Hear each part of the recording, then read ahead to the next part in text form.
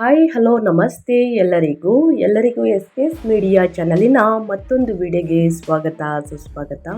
ಸ್ನೇಹಿತರೆ, ಎಲ್ಲರೂ ಹೇಗಿದ್ದೀರಾ? ಎಲ್ಲರೂ ಚೆನ್ನಾಗಿದ್ದೀರಾ ಅಂದ್ಕೊಂಡಿದ್ದೀನಿ. ನಾನು ಕೂಡ ತುಂಬಾ ಚೆನ್ನಾಗಿದ್ದೀನಿ. ಎಲ್ಲರೂ ಚೆನ್ನಾಗಿದ್ದೀರಾ ಅಂದ್ಕೊಂಡು ಭಾವಿಸ್ಕೊಂಡು ಇವತ್ತಿನ ಒಂದು ವಿಡಿಯೋನ ಶುರು ಮಾಡಿಬಿಡೋಣ. ಇವತ್ತಿನ ಒಂದು ವಿಡಿಯೋದಲ್ಲಿ ವೃಷಭ ರಾಶಿಯವರಿಗೆ ಜೂನ್ 15ನೇ ತಾರೀಕು ಜ್ಯೇಷ್ಠ ಅಮಾವಾಸ್ಯೆ ಇದೆ. ಈ ದಿನದಿಂದ ಏನೆಲ್ಲ ಅದೃಷ್ಟದ ಫಲಗಳನ್ನು ವೃಷಭ ರಾಶಿಯವರು ಗಳಿಸಲಿದ್ದೀರಿ, ಯಾವುದರ ಬಗ್ಗೆ ಬಹಳಷ್ಟು ಎಚ್ಚರಿಕೆ ವಹಿಸಬೇಕು ವೃಷಭ ರಾಶಿಯವರನ್ನ ಕಂಪ್ಲೀಟ್ ಆಗಿ ಇದೇ ವಿಡಿಯೋದಲ್ಲಿ ತಿಳಿಸ್ಕೊಡ್ತಾ ಹೋಗ್ತೀನಿ. ಇದನ್ನೆಲ್ಲ ತಿಳ್ಕೋಬೇಕು ವೃಷಭ ರಾಶಿಯವರು. ಇನ್ನು ಈ ಅಮಾವಾಸ್ಯೆಯ ಮಹತ್ವವನ್ನು ತಿಳ್ಕೋಬೇಕು, ಪರಿಹಾರಗಳನ್ನೆಲ್ಲ ಫಾಲೋಅಪ್ ಮಾಡಬೇಕು ಅಂದರೆ ಸಂಪೂರ್ಣವಾಗಿ ವಿಡಿಯೋವನ್ನು ವಾಚ್ ಮಾಡಬೇಕಾಗುತ್ತದೆ. ಏನೆಲ್ಲ ಅದೃಷ್ಟವನ್ನು ಗಳಿಸಲಿದ್ದೀರಿ, ಯಾವುದರ ಬಗ್ಗೆ ಮುನ್ನೆಚ್ಚರಿಕೆಗಳನ್ನು ತೆಗೆದುಕೊಳ್ಬೇಕು ಅನ್ನೋದನ್ನ ಕಂಪ್ಲೀಟಾಗಿ ತಿಳ್ಕೋಬೇಕು ಅಂದರೆ ಎಲ್ಲೂ ಕೂಡ ವಿಡಿಯೋನ ಸ್ಕಿಪ್ ಮಾಡ್ದೇ ಮೊದಲಿಂದ ಕೊನೆ ತನಕ ಸಂಪೂರ್ಣವಾಗಿ ವಿಡಿಯೋವನ್ನು ವಾಚ್ ಮಾಡಿ. ವಿಡಿಯೋದಲ್ಲಿ ಒಳ್ಳೆಯ ಮಾಹಿತಿ ಸಿಕ್ಕಿದ್ದಲ್ಲಿ ತಪ್ಪದೆ ವಿಡಿಯೋಗೊಂದು ಲೈಕ್ ಕೊಟ್ಟು, ಇನ್ನೂ ನನ್ನ ಚಾನಲ್ನ ಸಬ್ಸ್ಕ್ರೈಬ್ ಮಾಡ್ಕೊಳ್ದೇ ನೋಡ್ತಿದ್ರೆ ದಯವಿಟ್ಟು SPS ಮೀಡಿಯಾಗೆ ಸಬ್ಸ್ಕ್ರೈಬ್ ಆಗಿ ನಿಮ್ಮ ಅಭಿಪ್ರಾಯಗಳನ್ನು ಕಮೆಂಟ್ ಬಾಕ್ಸಲ್ಲಿ ತಿಳಿಸಬಹುದು. ಯಾರೆಲ್ಲ ಸಬ್ಸ್ಕ್ರೈಬ್ ಮಾಡಿಕೊಂಡು ಪ್ರತಿನಿತ್ಯ ವಿಡಿಯೋ ವಾಚ್ ಮಾಡ್ತಿದ್ದೀರಾ ಅಂಥವರಿಗೆ ಥ್ಯಾಂಕ್ ಯು ಸೋ ಮಚ್ ಅಂತ ಹೇಳ್ತಾ ವಿಡಿಯೋದ ಕಡೆ ಗಮನ ಕೊಟ್ಬಿಡೋಣ. ಸ್ನೇಹಿತರೆ, ಈ ಅದೃಷ್ಟ ರಾಶಿ ಏನಾದರೂ ನಿಮ್ಮ ಕುಟುಂಬದಲ್ಲಿ, ನಿಮ್ಮ ಸ್ನೇಹಿತರಲ್ಲಿ ಅಥವಾ ನಿಮ್ಮ ಹಿತೈಷಿಗಳು ಯಾರೇ ಆಗಿದ್ದರೂ ಕೂಡ ಈ ರಾಶಿಯನ್ನು ಹೊಂದಿದ್ರೆ ದಯವಿಟ್ಟು ಅವ್ರಿಗೆ ವಿಡಿಯೋವನ್ನು ಶೇರ್ ಮಾಡಿ. ನಿಮ್ಮ ಕಡೆಯಿಂದ ಅದೃಷ್ಟದ ಭವಿಷ್ಯವನ್ನು ಅವರು ಕೂಡ ತಿಳ್ಕೊಂಡಂಗಾಗುತ್ತೆ. ಓಕೆ, ಕಮೆಂಟ್ ಬಾಕ್ಸಲ್ಲಿ ಓಂ ನಮಃ ಶಿವಾಯ ಅಂತ ಕಮೆಂಟ್ ಮಾಡಿ. ಶಿವನ ಅನುಗ್ರಹದಿಂದ ನಿಮ್ಮ ಜೀವನದಲ್ಲಿರುವ ಕಷ್ಟ, ಸಮಸ್ಯೆ, ಅಡಚಣೆಗಳು ಏನೇ ಇದ್ದರೂ ಕೂಡ ಸಂಪೂರ್ಣವಾಗಿ ನಿವಾರಣೆಯಾಗಲಿ ಅಂತ ಕೇಳ್ಕೊತಾ ವಿಡಿಯೋದ ಕಡೆ ಗಮನ ಕೊಟ್ಬಿಡೋಣ. ಹೌದು, ಇದೇ ಜೂನ್ 15ನೇ ತಾರೀಕು ಅಮಾವಾಸ್ಯೆಯ ಮಹತ್ವವನ್ನು ಮೊದಲನೇದಾಗಿ ನೋಡಿಬಿಡೋಣ ಸ್ನೇಹಿತರೆ. 2026 ಜೂನ್ 15ರಂದು ಬರುವಂತಹ ಅಮಾವಾಸ್ಯೆಯು ಹಿಂದೂ ಸಂಪ್ರದಾಯದಲ್ಲಿ ಅತ್ಯಂತ ಪವಿತ್ರವಾದಂತಹ ದಿನವಾಗಿದೆ. ಏಕೆಂದರೆ ಈ ಅಮಾವಾಸ್ಯೆ ಜ್ಯೇಷ್ಠ ಮಾಸದಲ್ಲಿ ಬರುವಂತಹ, ಅಧಿಕ ಮಾಸದಲ್ಲಿ ಬರುವಂತಹ ಅಮಾವಾಸ್ಯೆ ಆಗಿರುವ ಕಾರಣ ಇದು ಪವಿತ್ರವಾದಂತಹ ಅಮಾವಾಸ್ಯೆ. ಈ ಅಮಾವಾಸ್ಯೆಯ ದಿನದಂದು ಗ್ರಹಗಳ ಸ್ಥಾನವು ಆಧ್ಯಾತ್ಮಿಕ ಸಾಧನೆಗೆ ಹಾಗೂ ಪೂರ್ವಜರ ಆರಾಧನೆಗೆ ಅತ್ಯಂತ ಸೂಕ್ತವಾದಂತಹ ವಾತಾವರಣವನ್ನು ಸೃಷ್ಟಿಸುತ್ತದೆ. ಈ ವಿಶೇಷ ದಿನದ ಪ್ರಮುಖ ಮಹತ್ವ ಮತ್ತು ಆಚರಣೆಗಳನ್ನು ತಿಳಿಸ್ಕೊಡ್ತೀನಿ. ಪೂರ್ವಜರ ಆರಾಧನೆ. ಈ ದಿನದಂದು ಪೂರ್ವಜರ ಆತ್ಮಗಳು ಭೂಮಿಗೆ ಹತ್ತಿರವಾಗುತ್ತವೆ ಎಂದು ಕೂಡ ನಂಬಲಾಗಿದೆ. ಆದ್ದರಿಂದ ಮೃತಪಟ್ಟವರು ಅಂತಂದರೆ ಪಿತೃಗಳಿಗೆ ತರ್ಪಣವನ್ನು ನೀಡಲಾಗುತ್ತದೆ. ಸ್ನೇಹಿತರೆ, ಸಾಕಷ್ಟು ಸಮಸ್ಯೆಗಳು ನೋಡಿರ್ತೀರ ನೀವು. ಅಡೆತಡೆಗಳಿಂದ ಕೆಲಸಗಳು ಆಗುವುದಿಲ್ಲ, ಇನ್ನು ಯಾವುದೇ ಆಸ್ತಿ ಬರಬೇಕು ಅಂದ್ಕೊಂಡಿರುತ್ತೆ ಸ್ನೇಹಿತರೆ, ಅದು ಸಾಕಷ್ಟು ಸಮಸ್ಯೆಗಳಿಂದ ಕೈಗೂಡುವುದಿಲ್ಲ. ಒಂದಲ್ಲ ಒಂದು ರೀತಿಯಲ್ಲಿ ಸಮಸ್ಯೆಗಳು ಎದುರಾಗಿರುತ್ತದೆ. ಇದಕ್ಕೆ ಪಿತೃಗಳ ಆಶೀರ್ವಾದ ಸಿಗಬೇಕು. ಸೊ ಹಾಗಾಗಿ ಸ್ನೇಹಿತರೆ, ಈ ದಿನ ತರ್ಪಣ ಪಿಂಡದಾನವನ್ನು ನೀಡಲಾಗುತ್ತದೆ. ಶ್ರದ್ಧಾ ಮಾಡುವುದು ಮತ್ತು ದಾನ ನೀಡುವುದು ಅತ್ಯಂತ ಶ್ರೇಷ್ಠವೆಂದು ಪರಿಗಣಿಸಲಾಗುತ್ತದೆ. ಸೊ ಹಾಗಾಗಿ ಪಿತೃಗಳು ಭೂಮಿಗೆ ಇಳಿತಾರೆ ಅಂತನ್ನುವಂತಹ ನಂಬಿಕೆ ಸಾಕಷ್ಟು ಇದೆ ಪೂರ್ವಜರ ಆತ್ಮಗಳು. ಸೊ ಹಾಗಾಗಿ ಈ ದಿನ ಸಾಕಷ್ಟು ಪಿತೃತರ್ಪಣವನ್ನು, ಶ್ರದ್ಧಾವನ್ನು ಮಾಡ್ತಾರೆ, ದಾನ ಧರ್ಮಗಳನ್ನು ಮಾಡ್ತಾರೆ ಸ್ನೇಹಿತರೆ. ಇನ್ನು ಆಧ್ಯಾತ್ಮಿಕ ಮಹತ್ವವನ್ನು ನೋಡೋದಾದರೆ, ಈ ದಿನ ಚಂದ್ರನ ಶಕ್ತಿ ಇರುವುದಿಲ್ಲವಾದ್ದರಿಂದ ಧ್ಯಾನ ಮಾಡಲು ಮತ್ತು ಆಂತರಿಕ ಶಕ್ತಿಯನ್ನು ಹೆಚ್ಚಿಸಿಕೊಳ್ಳಲು ಇದು ಅತ್ಯುತ್ತಮ ಸಮಯವಾಗಿರುತ್ತದೆ. ಇನ್ನು ಪವಿತ್ರ ಸ್ನಾನ ಮತ್ತು ದಾನ. ಗಂಗಾ ನದಿ ಅಥವಾ ಯಾವುದೇ ಪವಿತ್ರ ನದಿಗಳು, ಸಮುದ್ರದಲ್ಲಿ ಸ್ನಾನ ಮಾಡುವುದು ಹಾಗೂ ಬಡವರಿಗೆ ಅನ್ನದಾನ ಮಾಡುವುದರಿಂದ ವಿಶೇಷ ಪುಣ್ಯ ಪ್ರಾಪ್ತಿಯಾಗುತ್ತದೆ ಸ್ನೇಹಿತರೆ. ಈ ಅಮಾವಾಸ್ಯೆಯ ನಿಖರವಾದ ಸಮಯ ಅಂತಂದರೆ ಸ್ನೇಹಿತರೆ, ಸಮಯವನ್ನು ಮುಂದೆ ತಿಳಿಸ್ಕೊಡ್ತಾ ಹೋಗ್ತೀನಿ. ಈಗ ಪೂಜಾ ವಿಧಾನಗಳನ್ನೆಲ್ಲ ಕಂಪ್ಲೀಟಾಗಿ ತಿಳಿಸ್ಕೊಟ್ಟಿದ್ದೀನಿ. ಸೊ ಹಾಗಾಗಿ ಆದಷ್ಟು ಈ ದಿನ ನಿಮ್ಮ ಕೈಯಲ್ಲಾದಷ್ಟು ಬಡವರಿಗೆ, ನಿರ್ಗತಿಕರಿಗೆ ನಿಮ್ಮ ಕೈಯಲ್ಲಾದಷ್ಟು ಸಹಾಯವನ್ನು ಮಾಡಿ. ಖಂಡಿತವಾಗಿಯೂ ಇದರಿಂದ ಫಲ ನೀವೇ ನೋಡಲಿದ್ದೀರಿ. ಸಮಸ್ಯೆಗಳೆಲ್ಲವೂ ನಿವಾರಣೆಯಾಗಲಿದೆ. ಅಂದರೆ ಯಾವ ಸಮಸ್ಯೆ ಅಂತ ಸಾಕಷ್ಟು ಜನರು ಕೇಳ್ತಿರ್ತಾರೆ. ಎಲ್ಲರಿಗೂ ಒಂದೇ ಸಮಸ್ಯೆ ಇರುವುದಿಲ್ಲ ಸ್ನೇಹಿತರೆ. ಒಬ್ಬರಿಗೆ ವ್ಯಾಪಾರ ವ್ಯವಹಾರದಲ್ಲಿ ಸಮಸ್ಯೆ ಇರುತ್ತದೆ, ಇನ್ನೊಬ್ಬರಿಗೆ ಆರೋಗ್ಯದಲ್ಲಿ ಸಮಸ್ಯೆ, ಮನೆಯಲ್ಲಿ ಸಮಸ್ಯೆ, ಈ ರೀತಿ ಹಲವಾರು ಸಮಸ್ಯೆಗಳಿಗೆ ಪರಿಹಾರ ಸಿಗಲಿದೆ. ಸೊ ಹಾಗಾಗಿ ಸ್ನೇಹಿತರೆ, ಈ ಸಣ್ಣ ಪುಟ್ಟ ಪರಿಹಾರವನ್ನು ಆದಷ್ಟು ಅಮಾವಾಸ್ಯೆ ಹುಣ್ಣಿಮೆ ಸಮಯದಲ್ಲಿ ಮಾಡಿದ್ರೆ ಖಂಡಿತವಾಗಿಯೂ ಸಮಸ್ಯೆಗಳು ನಿವಾರಣೆಯಾಗಲಿದೆ. ಈ ದಿನದಿಂದ ವೃಷಭ ರಾಶಿಯವರಿಗೆ ಏನೆಲ್ಲ ಅದೃಷ್ಟ ಕುಲಾಯಿಸಲಿದೆ, ಯಾವುದರ ಬಗ್ಗೆ ಎಚ್ಚರಿಕೆ ವಹಿಸಬೇಕು ಅನ್ನೋದನ್ನ ಇವಾಗ ತಿಳಿಸ್ಕೊಡ್ತಾ ಹೋಗ್ತೀನಿ ಸ್ನೇಹಿತರೆ. ಅಪಾರ ಧೈರ್ಯ ಮತ್ತು ಯಶಸ್ಸು ಅಂತಲೇ ಹೇಳ್ಬೋದು ವೃಷಭ ರಾಶಿಯವರಿಗೆ. ಗ್ರಹಗಳ ಸಂಚಾರ. ಜೂನ್ ತಿಂಗಳಲ್ಲಿ ಗುರುವು 3ನೇ ಮನೆಯಲ್ಲಿ ತನ್ನ ಉಚ್ಚ ಸ್ಥಾನವನ್ನು ಪ್ರವೇಶಿಸುವುದರಿಂದ ನಿಮ್ಮಲ್ಲಿ ಅಪರಿಮಿತ ಆತ್ಮವಿಶ್ವಾಸ ಮೂಡುತ್ತದೆ. ನೀವು ಕೈಗೊಳ್ಳುವಂತಹ ಪ್ರತಿಯೊಂದು ಯೋಜನೆಯು ಯಶಸ್ವಿಯಾಗಿ ಪೂರ್ಣಗೊಳ್ಳುತ್ತದೆ. ಇನ್ನು ಆರ್ಥಿಕ ಸ್ಥಿರತೆ. ಜೂನ್ 15ರ ನಂತರ ಸಂಪತ್ತಿನ ಮನೆಯಲ್ಲಿ 2ನೇ ಮನೆ ಸೂರ್ಯ ಮತ್ತು ಬುಧರ ಸಂಚಾರವು ನಿಮ್ಮ ಬ್ಯಾಂಕ್ ಬ್ಯಾಲೆನ್ಸನ್ನು ಹೆಚ್ಚಿಸುತ್ತದೆ. ನಿಮ್ಮ ವಾಕ್ಚಾತುರ್ಯದಿಂದ ದೀರ್ಘಕಾಲದಿಂದ ಬಾಕಿ ಉಳಿದಿರುವಂಥ ಹಣವನ್ನು ಯಶಸ್ವಿಯಾಗಿ ವಸೂಲಿ ಮಾಡುವಿರಿ ಅಂತಲೇ ಹೇಳ್ಬೋದು. ಇನ್ನು ಕೋಪ ಮತ್ತು ಆರೋಗ್ಯದ ಬಗ್ಗೆ ಗಮನವಿರಲಿ. ಜೂನ್ 21ರವರೆಗೆ 12ನೇ ಮನೆಯಲ್ಲಿರುವಂತಹ ಮಂಗಳನು ನಿಮ್ಮ ನಿದ್ದೆಯನ್ನು ಕೆಡಿಸಬಹುದು. ಆನಂತರ ತಕ್ಷಣವೇ ನಿಮ್ಮ ಜನ್ಮ ರಾಶಿಗೆ ಪ್ರವೇಶಿಸುವುದರಿಂದ ನಿಮ್ಮ ಕೋಪ ಮತ್ತು ಆತುರವನ್ನು ಹೆಚ್ಚಿಸಬಹುದು. ಆರೋಗ್ಯ ಮತ್ತು ಮಾತನಾಡುವಾಗ ಪದಗಳ ಬಳಕೆ. ಸ್ನೇಹಿತರೆ, ಪದಗಳ ಬಗ್ಗೆ ಬಹಳಷ್ಟು ಎಚ್ಚರಿಕೆ ವಹಿಸುವುದು ಅತ್ಯಗತ್ಯ ವೃಷಭ ರಾಶಿಯ ವ್ಯಕ್ತಿಗಳಿಗೆ. ಒಟ್ಟಾರೆಯಾಗಿ ಹೇಳಬೇಕು ಅಂದರೆ ವೃಷಭ ರಾಶಿಯ ವ್ಯಕ್ತಿಗಳಿಗೆ ಪರಾಭವ ನಾಮ ಸಂವತ್ಸರದ ಜೂನ್ 2026 15ನೇ ತಾರೀಕಿಂದ ಸ್ನೇಹಿತರೆ ವೃಷಭ ರಾಶಿಯವರಿಗೆ ಅತ್ಯಂತ ಕ್ರಿಯಾಶೀಲ ಮತ್ತು ಅನುಕೂಲಕರ ತಿಂಗಳಾಗಲಿದೆ. ಈ ಅವಧಿಯಲ್ಲಿ ಬರೋಬ್ಬರಿ 5 ಗ್ರಹಗಳು ತಮ್ಮ ಸ್ಥಾನಗಳನ್ನು ಬದಲಾಯಿಸುತ್ತಿವೆ. ನಿಮ್ಮ ಲಾಭ ಸ್ಥಾನವಾದಂತಹ 11ನೇ ಮನೆಯಲ್ಲಿರುವ ಶನಿಯ ಸ್ಥಿರ ಬೆಂಬಲದೊಂದಿಗೆ ಜೂನ್ 2ರಿಂದನೇ 3ನೇ ಮನೆಗೆ ಉಚ್ಚ ಸ್ಥಿತಿಯಲ್ಲಿ ಗುರುವಿನ ಪ್ರವೇಶವು ನಿಮ್ಮ ಪ್ರಯತ್ನಗಳಿಗೆ ಭವ್ಯವಾದಂತಹ ಶಕ್ತಿಯನ್ನು ತರುತ್ತದೆ. ತಿಂಗಳ ದ್ವಿತೀಯಾರ್ಧದಲ್ಲಿ ಸೂರ್ಯ ಮತ್ತು ಬುಧರ ಸಕಾರಾತ್ಮಕ ಸಂಯೋಜನೆಗಳು ನಿಮ್ಮ ಆರ್ಥಿಕ ಸ್ಥಿತಿಯನ್ನು ಬಲಪಡಿಸುತ್ತದೆ. ಆದಾಗ್ಯೂ ಜೂನ್ 21ರಂದು ಮಂಗಳನು ನಿಮ್ಮ ಜನ್ಮ ರಾಶಿಯನ್ನು ಪ್ರವೇಶಿಸುವುದರಿಂದ ನಿಮ್ಮ ದೈಹಿಕ ಚೈತನ್ಯದೊಂದಿಗೆ ಕಿರಿಕಿರಿಯೂ ಕೂಡ ಹೆಚ್ಚಾಗಬಹುದು. ಪ್ರಶಾಂತವಾದಂತಹ ಮನಸ್ಸನ್ನು ಕಾಯ್ದುಕೊಳ್ಳುವುದು ಈ ತಿಂಗಳು ಅಸಾಧಾರಣ ಸಾಧನೆಗಳನ್ನು ಮಾಡಲು ನಿಮಗೆ ಅನುವು ಮಾಡಿಕೊಡುತ್ತದೆ. ಒಟ್ಟಾರೆಯಾಗಿ ಹೇಳಬೇಕು ಅಂದರೆ ವೃಷಭ ರಾಶಿಯವರು ಏನೆಲ್ಲ ಬದಲಾವಣೆಯನ್ನು ಗ್ರಹಗಳ ಸಂಚಾರ ಮತ್ತು ಗ್ರಹಗಳ ಸ್ಥಾನ ಬದಲಾವಣೆಯಿಂದ ನೋಡಲಿದ್ದೀರಿ ಅನ್ನೋದನ್ನ ಕಂಪ್ಲೀಟಾಗಿ ತಿಳಿಸ್ಕೊಟ್ಟಿದ್ದೀನಿ ಸ್ನೇಹಿತರೆ. ಇನ್ನು ಒಂದೊಂದಾಗಿ ತಿಳಿಸೋದಾದರೆ ಏನೆಲ್ಲ ಬದಲಾವಣೆಗಳು ಕಂಡು ಬರಬಹುದು ಅನ್ನೋದಾದರೆ, ಮೊದಲನೇದಾಗಿ ಗುರು 8 ಮತ್ತು 11ನೇ ಅಧಿಪತಿಯಾಗಿರುವಂತಹ ಗುರು 3ನೇ ಮನೆಯಲ್ಲಿ ಉಚ್ಚ ಸ್ಥಿತಿಯಲ್ಲಿ ಜೂನ್ 2ರಿಂದನೇ ಸಂಚಾರವನ್ನು ಮಾಡುತ್ತಿದೆ. ಇದು ಧೈರ್ಯ ಮತ್ತು ಸ್ನೇಹಿತರೆ ಪರಾಕ್ರಮ, ಒಡ ಹುಟ್ಟಿದವರೊಂದಿಗೆ ಗಾಢವಾದಂತಹ ಬಾಂಧವ್ಯ ಮತ್ತು ಕಿರು ಪ್ರಯಾಣಗಳ ಮೂಲಕ ಆರ್ಥಿಕ ಧನ ಲಾಭವನ್ನು ನೋಡಲಿದ್ದೀರಿ.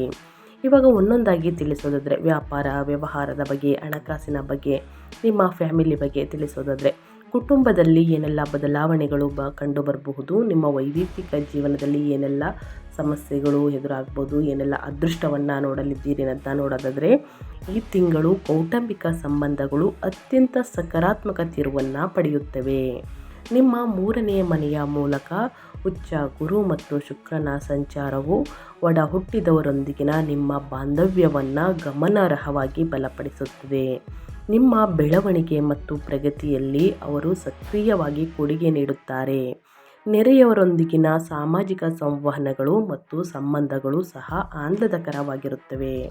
ನೀವು ಎಚ್ಚರಿಕೆ ವಹಿಸಬೇಕಾದಂತಹ ಮುಖ್ಯ ಅಂಶವೇನೆಂದರೆ ನಿಮ್ಮ ಮಾತು ಸ್ನೇಹಿತರೆ. ಕಠಿಣವಾದಂತಹ ಮಾತು, ಈ ಮಾತು ಪದ ಬಳಕೆ ಸರಿಯಿಲ್ಲದ ಕಾರಣ ಮನಸ್ಸಿನಲ್ಲಿ ಸ್ನೇಹಿತರೆ ಅಗಾಢವಾದಂತಹ ಪ್ರಾಬ್ಲಮ್ಗಳು ಸೃಷ್ಟಿಯಾಗಬಹುದು, ತೊಂದರೆಗಳು ಆಗಬಹುದು. ಸೊ ಹಾಗಾಗಿ ಮುಖ್ಯವಾಗಿ ಸ್ನೇಹಿತರೆ ನಿಮ್ಮ ಮಾತಿನ ಮೇಲೆ ನಿಗಾ ಇರಲಿ. ಜೂನ್ 15ರ ನಂತರ 2ನೇ ಮನೆಯಲ್ಲಿ ಸೂರ್ಯ ಮತ್ತು ಜೂನ್ 21ರ ನಂತರ ಜನ್ಮ ರಾಶಿಯಲ್ಲಿ ಮಂಗಳನ ಪ್ರಭಾವದಿಂದ ನಿಮ್ಮ ನಡವಳಿಕೆಯಲ್ಲಿ ದರ್ಪದ ಮನೋಭಾವ ಕಂಡುಬರಬಹುದು. ನಾನು ಹೇಳಿದ್ದೇ ಮಾಡಬೇಕು, ನಾನು ಹೇಳಿದ್ದೇ ಕೇಳಬೇಕು, ನಾನು ಹೇಳಿದ್ದೇ ನಡಿಬೇಕು ಎಂಬ ಹಠಮಾರಿ ನಿಲುವು ಮನೆಯಲ್ಲಿನ ಸಣ್ಣ ಪುಟ್ಟ ಚರ್ಚೆಗಳನ್ನು ಸಂಗಾತಿಯೊಂದಿಗೆ ತೀವ್ರವಾದಂತಹ ವಾದ ವಿವಾದಗಳಿಗೆ ತಿರುಗಿಸಬಹುದು. ನಿಮ್ಮ ಕೋಪವನ್ನು ನಿಯಂತ್ರಣದಲ್ಲಿಟ್ಕೊಳ್ಳುವುದು ನಿಮ್ಮ ವೈವಾಹಿಕ ಜೀವನವನ್ನು ಸಂಪೂರ್ಣವಾಗಿ ಶಾಂತಿಯುತವಾಗಿರಿಸುತ್ತದೆ ಸ್ನೇಹಿತರೆ. ಒಟ್ಟಾರೆಯಾಗಿ ಕುಟುಂಬದಲ್ಲಿ ಏನೆಲ್ಲ ಬದಲಾವಣೆಗಳು ಕಂಡು ಬರಬಹುದು ಅನ್ನೋದನ್ನ ತಿಳಿಸ್ಕೊಟ್ಟಿದ್ದೀನಿ. ಇನ್ನು ಮದುವೆ ಯೋಗ ಕೂಡ ಇದೆ ಸ್ನೇಹಿತರೆ. ಸಂತಾನ ಭಾಗ್ಯದ ಶುಭವಾರ್ತೆಯನ್ನು ಕೇಳಲಿದ್ದೀರಿ. ಮನೆಯಲ್ಲಿ ನಿಂತು ಹೋಗಿದ್ದಂತಹ ಶುಭ ಕಾರ್ಯಗಳು ಮತ್ತೆ ಪ್ರಾರಂಭಗೊಳ್ಳಲಿದೆ. ಸೊ ಹಾಗಾಗಿ ಇದೆಲ್ಲ ನೋಡಬೇಕು ಅಂದರೆ ಆದಷ್ಟು ಹೊಂದಾಣಿಕೆ ಅನ್ನೋದು ಬಹಳ ಮುಖ್ಯ ವೃಷಭ ರಾಶಿಯವರಿಗೆ. ನಿಮ್ಮ ಅಹಮನ್ನು ಬದಿಗಿಟ್ಟು ಸ್ನೇಹಿತರೆ ಹೊಂದಾಣಿಕೆಯಿಂದ ಇರುವುದನ್ನು ಕಲಿತುಕೊಳ್ಳಿ. ನಿಮ್ಮ ಮಾತಿನ ಮೇಲೆ ನಿಗಾ ಇರಲಿ. ಇನ್ನು ವಿದ್ಯಾರ್ಥಿಗಳು ಪದೇ ಪದೇ ಸ್ನೇಹಿತರೆ ಕಮೆಂಟ್ ಆಗ್ತಾನೆ ಇರ್ತೀರ, ನಮ್ಮ ಭವಿಷ್ಯದಲ್ಲಿ ಏನೆಲ್ಲ ಬದಲಾವಣೆಗಳು ಕಂಡು ಬರಲಿದೆ, ಇನ್ನು ಅಧ್ಯಯನ ಮಾಡಬೇಕಾದ್ರೆ ಏಕಾಗ್ರತೆ ಕಡಿಮೆ ಆಗ್ತಿದೆ, ಆಸಕ್ತಿ ಕಡಿಮೆ ಆಗ್ತಿದೆ ಅಂತ ಕಮೆಂಟ್ ಮಾಡ್ತಾ ಇರ್ತೀರ. ಹೌದು, ನಿಮ್ಮ ವಿದ್ಯಾಧಿಪತಿಯಾದ ಬುಧನು ಜೂನ್ 22ರವರೆಗೆ ತನ್ನದೇ ಆದ ರಾಶಿಯಲ್ಲಿ 2ನೇ ಮನೆಯಲ್ಲಿ ಇರುವುದು ಮತ್ತು ಉಚ್ಚ ಗುರುವು 3ನೇ ಮನೆಯಲ್ಲಿ ಇರುವುದರಿಂದ ವಿದ್ಯಾರ್ಥಿಗಳು ಅತ್ಯುತ್ತಮ ಗ್ರಹಣ ಸಾಮರ್ಥ್ಯವನ್ನು ಅನುಭವಿಸುತ್ತಾರೆ. ಸಂದರ್ಶನಗಳಿಗೆ ಹಾಜರಾಗುವವರಿಗೆ ಅಥವಾ ಚರ್ಚಾ ಸ್ಪರ್ಧೆಗಳಲ್ಲಿ ಭಾಗವಹಿಸುವವರಿಗೆ ಈ ತಿಂಗಳು ದೊಡ್ಡ ಯಶಸ್ಸನ್ನು ನೀಡುತ್ತದೆ. ಇನ್ನು ಕ್ರೀಡಾಪಟುಗಳು ಜೂನ್ 21ರ ನಂತರ ಅದ್ಭುತ ಪ್ರದರ್ಶನವನ್ನು ನೀಡಲಿದ್ದಾರೆ ಅಂತಲೇ ಹೇಳಬಹುದು. ಪ್ರತಿದಿನ ನೀವು ಅಧ್ಯಯನಕ್ಕಿಂತ ಮುಂಚೆ ಅಥವಾ ಪ್ರತಿದಿನ ಸ್ನೇಹಿತರೆ ಹನುಮಾನ್ ಚಾಲಿಸವನ್ನು ಪಠಿಸಿ. ಓಂ ಹಾಂ ಹನುಮತೇ ನಮಃ ಎಂಬ ಮಂತ್ರವನ್ನು 11 ಬಾರಿ ಹೇಳಿ ಸ್ನೇಹಿತರೆ. ಅಧ್ಯಯನದ ಕಡೆ ಆಸಕ್ತಿ ಹೆಚ್ಚಾಗಲಿದೆ, ಸಮಸ್ಯೆಗಳು ಕ್ರಮೇಣವಾಗಿ ನಿವಾರಣೆಯಾಗಲಿದೆ. ನಾನು ಓದಬೇಕು, ನನ್ನ ಅಂಕಗಳನ್ನು ಗಳಿಸಬೇಕು, ಉನ್ನತ ಅಂಕಗಳನ್ನು ಅನ್ನೋ ಮನೋಭಾವ ನಿಮ್ಮಲ್ಲಿ ಹೆಚ್ಚಾಗಲಿದೆ. ಸೊ ಹಾಗಾಗಿ ಪ್ರತಿನಿತ್ಯ ಚಾಲಿಸವನ್ನು ಓದುವುದು ಬಹಳ ಮುಖ್ಯ. ಇನ್ನು ಮುಂದಿನದಾಗಿ ಹೇಳೋದಾದರೆ ಸ್ನೇಹಿತರೆ, ನಿಮ್ಮ ಹೆಲ್ತ್, ನಿಮ್ಮ ಆರೋಗ್ಯದ ಬಗ್ಗೆ ಏನೆಲ್ಲ ಬದಲಾವಣೆಗಳು ಕಂಡು ಬರಬಹುದು, ಈ ಅಮಾವಾಸ್ಯೆಯ ದಿನದಿಂದ ಯಾವುದರ ಬಗ್ಗೆ ಎಚ್ಚರಿಕೆ ವಹಿಸಬೇಕು. ವೃಷಭ ರಾಶಿಯವರು ಆರೋಗ್ಯ ಮತ್ತು ಯೋಗಕ್ಷೇಮದ ಬಗ್ಗೆ ಹೇಳೋದಾದರೆ ಸಾಕಷ್ಟು ಬದಲಾವಣೆಯನ್ನು ನೋಡಿರ್ತೀರಾ. ಈ ತಿಂಗಳು ಆರೋಗ್ಯದ ವಿಚಾರದಲ್ಲಿ 2 ವಿಭಿನ್ನ ಹಂತಗಳನ್ನು ನೋಡಲಿದ್ದೀರಿ. ಜೂನ್ 21ರವರೆಗೆ ನಿಮ್ಮ 12ನೇ ಮನೆಯಲ್ಲಿ ಮಂಗಳನ ಸಂಚಾರವು ನಿದ್ರಾಹೀನತೆ, ಸರಿಯಾದ ಸಮಯದಲ್ಲಿ ನಿದ್ರೆ ಬರುವುದಿಲ್ಲ, ಆಯಾಸ ಅಥವಾ ಪಾದಗಳ ನೋವು, ಕಣಕಾಲುಗಳಿಗೆ ಸಂಬಂಧಿಸಿದ ನೋವುಗಳಿಗೆ ಕಾರಣವಾಗಬಹುದು. ಮೆಟ್ಟಲನ್ನು ಹತ್ತಬೇಕಾದ್ರೆ, ಲಿಫ್ಟ್ ಮಾಡಬೇಕಾದ್ರೆ, ಏನಾದರೂ ತೂಕದ ಪದಾರ್ಥಗಳನ್ನು ಎತ್ತಬೇಕಾದ್ರೆ ಕೈಕಾಲು ತುಂಬಾ ನೋವಾಗುವುದು ಸ್ನೇಹಿತರೆ. ಈ ಪ್ರಾಬ್ಲಮ್ಗಳು ನಿಮ್ಮನ್ನು ಕಾಡಬಹುದು. ಜೂನ್ 21ರಂದು ಮಂಗಳನು ನಿಮ್ಮ ಜನ್ಮ ರಾಶಿಗೆ ವೃಷಭಕ್ಕೆ ಕಾಲಿಡುತ್ತಿದ್ದಂತೆ ಈ ಆಲಸ್ಯವು ಕಣ್ಮರೆಯಾಗಿ ಹೆಚ್ಚಿನ ದೈಹಿಕ ಶಕ್ತಿ ಕಂಡುಬರುತ್ತದೆ. ಅದೇ ಸಮಯದಲ್ಲಿ ದೇಹದ ಉಷ್ಣಾಂಶ ಹೆಚ್ಚಾಗಬಹುದು. ಇದು ಕಣ್ಣುಗಳಲ್ಲಿ ಸ್ನೇಹಿತರೆ ಉರಿ, ರಕ್ತದೊತ್ತಡ, BP ಏರಿಳಿತಗಳು ಅಥವಾ ತೀವ್ರ ಕೋಪಕ್ಕೆ ಕಾರಣವಾಗಬಹುದು. ಜೂನ್ 15ರವರೆಗೆ ಸೂರ್ಯನು ಕೂಡ ನಿಮ್ಮ ರಾಶಿಯಲ್ಲಿ ಇರುವುದರಿಂದ ಉಷ್ಣತೆಯನ್ನು ಹೆಚ್ಚಿಸುತ್ತಾನೆ. ಹೀಗಾಗಿ ಜಂಕ್ ಫುಡ್ನಿಂದ ದೂರವಿರುವುದು ಮತ್ತು ಸಾಕಷ್ಟು ವಿಶ್ರಾಂತಿಯನ್ನು ಪಡೆಯುವುದು ಅತ್ಯಗತ್ಯವಾಗುತ್ತದೆ ಸ್ನೇಹಿತರೆ. ಪ್ರತಿದಿನ ಯೋಗ, ಧ್ಯಾನ, ಮೆಡಿಟೇಷನನ್ನು ಮಾಡಿ ಉನ್ನತ ಆರೋಗ್ಯದ ಬಗ್ಗೆ ಒಂದು ಕಾಳಜಿ ವಹಿಸುವುದು ಬಹಳ ಮುಖ್ಯ. ಇನ್ನು ಆರ್ಥಿಕ ಸ್ಥಿತಿ, ನಿಮ್ಮ ಫೈನಾನ್ಸ್ ಬಗ್ಗೆ ಹೇಳೋದಾದರೆ ಸಂಪತ್ತು, ಲಾಭ ಇದೆಯಾ, ನಷ್ಟ ಇದೆಯಾ, ಏನೆಲ್ಲ ಹೂಡಿಕೆಯನ್ನು ಮಾಡಬಹುದು, ಯಾವುದರ ಬಗ್ಗೆ ಎಚ್ಚರಿಕೆ ವಹಿಸಬೇಕು ಹಣಕಾಸಿನ ವಿಚಾರದಲ್ಲಿ ಅನ್ನೋದನ್ನ ನೋಡೋದಾದರೆ, ಆರ್ಥಿಕವಾಗಿ ಈ ಅವಧಿಯು ಸಂತೋಷಕರ ಬದಲಾವಣೆಗಳನ್ನು ತರುತ್ತದೆ. ತಿಂಗಳ ಆರಂಭದಲ್ಲಿ 12ನೇ ಮನೆಯಲ್ಲಿರುವ ಮಂಗಳನಿಂದಾಗಿ ಅನಿರೀಕ್ಷಿತ ಖರ್ಚುಗಳು ಎದುರಾಗಬಹುದು. ಅದಿಯಾಗೋ ನಿಮ್ಮ 2ನೇ ಅಧಿಪತಿಯಾದ ಬುಧನು ಜೂನ್ 22ರವರೆಗೆ ತನ್ನದೇ ಆದ ರಾಶಿಯಲ್ಲಿ ಇರುವುದರಿಂದ ನಿಮ್ಮ ನಿಯಮಿತ ಆದಾಯ ಮೂಲಗಳು ಹೆಚ್ಚು ಸ್ಥಿರವಾಗಿರುತ್ತವೆ. ಇದಲ್ಲದೆ ಜೂನ್ 15ರಂದು ಸೂರ್ಯನು 2ನೇ ಮನೆಗೆ ಅಂದರೆ ಮಿಥುನಕ್ಕೆ ಪ್ರವೇಶಿಸುವುದು ನಿಮ್ಮ ಆರ್ಥಿಕ ಬಲವನ್ನು ಹೆಚ್ಚಿಸುತ್ತದೆ.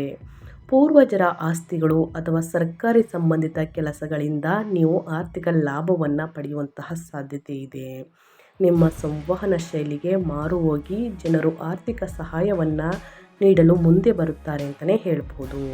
ಇನ್ನು ತಿಂಗಳ ದ್ವಿತೀಯಾರ್ಧವು ದೀರ್ಘಕಾಲದ ಸಾಲಗಳನ್ನು ತೀರಿಸಲು ಹೇಳಿ ಮಾಡಿಸಿದಂತಿದೆ. ಇನ್ನು ಒಂದಷ್ಟು ಉಳಿತಾಯವನ್ನು ಮಾಡಿ ಮುಂದಿನ ದಿನಗಳಲ್ಲಿ ಈ ಹೂಡಿಕೆಯನ್ನು ಎಚ್ಚರಿಕೆಯಿಂದ ಮಾಡುವುದರಿಂದ ಲಾಭವನ್ನು ನೋಡಲಿದ್ದೀರಿ. ಸೊ ಹಾಗಾಗಿ ಹಣಕಾಸಿನ ವಿಚಾರದಲ್ಲಿ ಬಹಳಷ್ಟು ಎಚ್ಚರಿಕೆ ವಹಿಸಿ.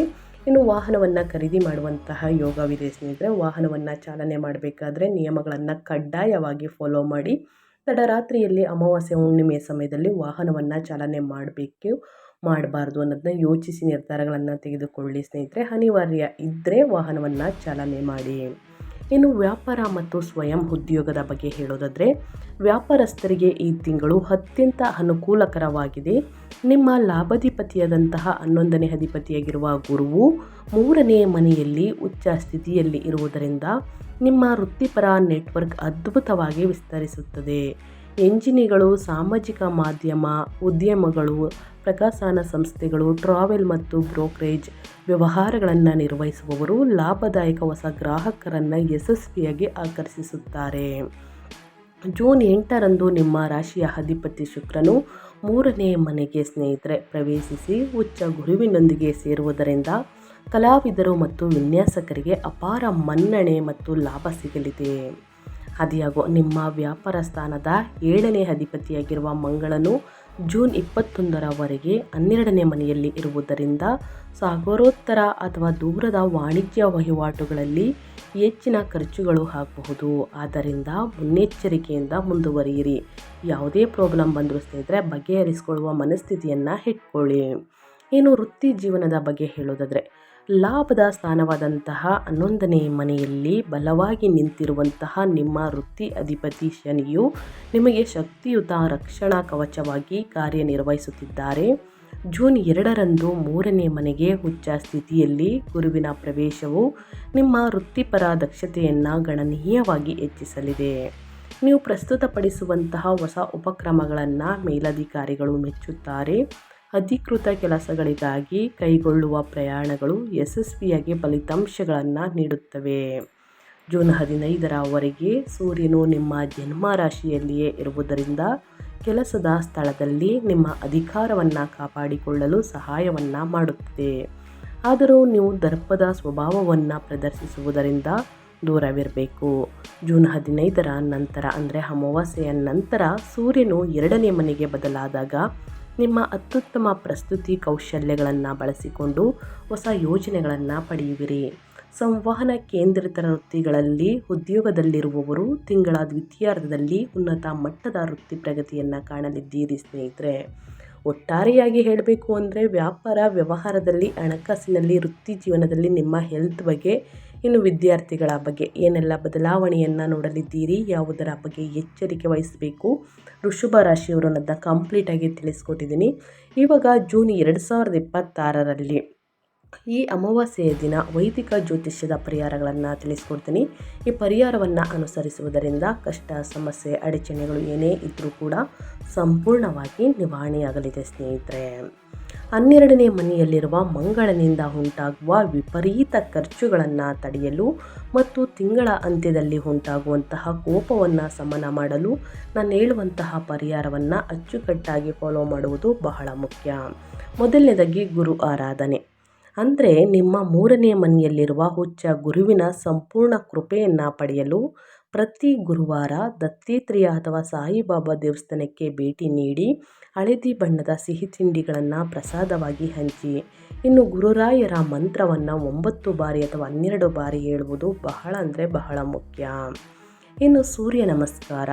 ಜೂನ್ 15ರ ನಂತರ 2ನೇ ಮನೆಯಲ್ಲಿರುವಂತಹ ಸೂರ್ಯನಿಂದಾಗಿ ನಿಮ್ಮ ಮಾತುಗಳು ಕಠಿಣವಾಗುವುದನ್ನು ತಡೆಯಲು ಬೆಳಿಗ್ಗೆ ಸೂರ್ಯ ನಮಸ್ಕಾರವನ್ನು ಅಭ್ಯಾಸ ಮಾಡಿ ಓಂ ಆದಿತ್ಯಾಯ ನಮಃ ಎಂಬ ಮಂತ್ರವನ್ನು ಜಪಿಸಿ ಸ್ನೇಹಿತರೆ. ಆದಷ್ಟು ಸಮಸ್ಯೆಗಳು ನಿವಾರಣೆಯಾಗಲಿದೆ. ನಿಮ್ಮ ಮಾತಿನ ಮೇಲೆ ಸ್ನೇಹಿತರೆ ಮೃದುವಾಗಿ ಸೊಗಸಾಗಿ ಮಾತನಾಡುವಂತಹ ನಡವಳಿಕೆ ಉಂಟಾಗಲಿದೆ ಅಂತಲೇ ಹೇಳಬಹುದು. ಸಣ್ಣ ಪುಟ್ಟ ಸಮಸ್ಯೆಗಳಿದ್ರೂ ಕೂಡ ಅದನ್ನು ತಡೆಯಲಿದೆ ಸ್ನೇಹಿತರೆ. ಇನ್ನು ಅದೇ ರೀತಿ ಹನುಮಾನ್ ಚಾಲಿಸವನ್ನು, ಇದನ್ನು ಹೇಳಬೇಕು ಅಂದರೆ ವಿದ್ಯಾರ್ಥಿಗಳು ತಪ್ಪದೆ ಸ್ನೇಹಿತರೆ ಈ ಹನುಮಾನ್ ಚಾಲಿಸವನ್ನು ಪಠಿಸುವುದರಿಂದ ಸಮಸ್ಯೆಗಳು ನಿವಾರಣೆಯಾಗಲಿದೆ. ಮಂಗಳನು ಜೂನ್ 21ರವರೆಗೆ 12ನೇ ಮನೆಯಲ್ಲಿ ಇರುವುದರಿಂದ ನಿದ್ರೆಯ ಸಮಸ್ಯೆಗಳು ಮತ್ತು ಮಾನಸಿಕ ಆತಂಕಗಳನ್ನು ತೊಡೆದು ಹಾಕಲು ಪ್ರತಿದಿನ ರಾತ್ರಿ ಹನುಮಾನ್ ಚಾಲಿಸವನ್ನು ಪಠಿಸಿ. ವಿದ್ಯಾರ್ಥಿಗಳು ಕೂಡ ಅಧ್ಯಯನಕ್ಕಿಂತ ಮುಂಚೆ ಹನುಮಾನ್ ಚಾಲಿಸವನ್ನು ಹೇಳುವುದರಿಂದ ಕಷ್ಟ, ಸಮಸ್ಯೆ, ಅಡಚಣೆಗಳು ಸಂಪೂರ್ಣವಾಗಿ ನಿವಾರಣೆಯಾಗಲಿದೆ ಸ್ನೇಹಿತರೆ. ಸೊ ಹಾಗಾಗಿ ಸಣ್ಣ ಪುಟ್ಟ ಪರಿಹಾರದಿಂದನೇ ದೊಡ್ಡ ಸಮಸ್ಯೆಗಳೆಲ್ಲ ನಿವಾರಣೆಯಾಗಲಿದೆ ಅಂತ ಹೇಳ್ತಾ ನಾನು ವಿಡಿಯೋವನ್ನು ಎಂಡ್ ಮಾಡ್ತಾ ಇದ್ದೀನಿ. ಇವತ್ತಿನ ಒಂದು ವಿಡಿಯೋದಲ್ಲಿ ವೃಷಭ ರಾಶಿಯವರಿಗೆ ಒಳ್ಳೆಯ ಮಾಹಿತಿ ಸಿಕ್ಕಿದ್ದಲ್ಲಿ, ಈ ವಿಡಿಯೋ ಯೂಸ್ಫುಲ್ ಅನಿಸಿದ್ದಲ್ಲಿ ವಿಡಿಯೋಗೆ ಲೈಕ್, ಕಮೆಂಟ್, ಶೇರ್ ಮಾಡಿ ನಿಮ್ಮ ಅಭಿಪ್ರಾಯವನ್ನು ತಿಳಿಸಿ. ಖಂಡಿತವಾಗಿ ಆನ್ಸರ್ ಮಾಡ್ತೀನಿ ಅಂತ ಹೇಳ್ತಾ ನಿಮಗೂ ಮತ್ತು ನಿಮ್ಮ ಕುಟುಂಬಕ್ಕೆ ತುಂಬಾ ಒಳ್ಳೆಯದಾಗಲಿ. ಶಿವನ ಆಶೀರ್ವಾದ, ಶನಿದೇವರ ಕೃಪೆ ನಿಮ್ಮ ಮೇಲಿರಲಿ. ಮತ್ತೊಂದು ವಿಡಿಯೋದಲ್ಲಿ ಸಿಗ್ತೀನಿ. Thank you for watching.